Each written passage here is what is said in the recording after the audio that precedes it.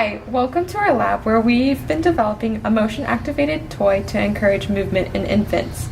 We have been working in conjunction with our client, Dr. Beth Smith, to make this idea a reality.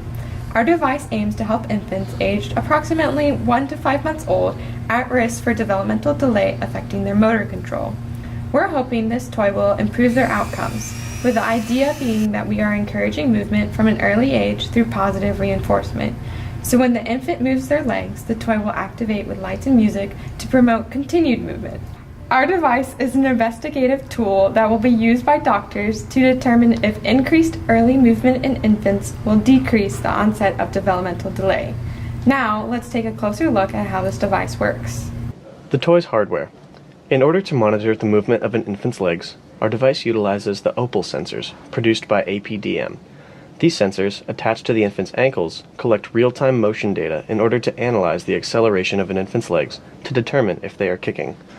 In addition to LabVIEW, the device's interface includes the sensors themselves, an access point to allow wireless Bluetooth communication, and an XB RF communication device.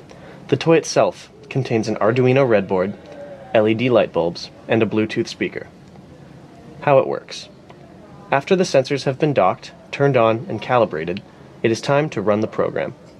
When the program begins, the user is prompted to select the name of the USB port into which the XB-RF device is plugged, and to type the name of the file used for calibration. This previously recorded calibration file is specific to an individual patient, and it lets LabVIEW know the minimum threshold of motion that should be labeled a kick. Next, the user can select the type of motion pattern the program should look for: alternating kicks, unilateral kicks, or any motion at all. Finally, the user can set the duration of time for which the song will play once a kick is detected. This allows a measure of customizability for the user. Once these parameters have been selected, the program initializes. The toy itself runs through a startup sequence and lets the user know that it is working correctly. Well,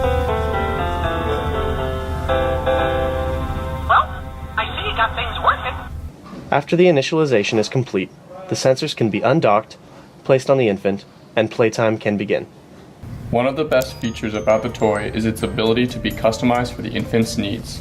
Our program allows a user to choose what movement pattern activates the toy and for how long the music is activated. The music can play for 1 to 6 seconds following each desired movement, and with 12 minutes of total playing time that loops when needed. The ability to customize these features allows a user to create the optimal toy to cater towards infants with different functional disabilities and stimulatory preferences. In conjunction with the sound activation, LED lights on the ears light up when the desired motion is detected. The LED lights have 4 different sequences, which run at random in order to keep the infant from becoming desensitized to the stimulation. We look forward to seeing this toy being used as a therapeutic tool to help reduce the risk of developmental delay in children, and we hope that the data generated by this toy help validate these theories so that in the coming years you might even be able to see this toy in a store near you.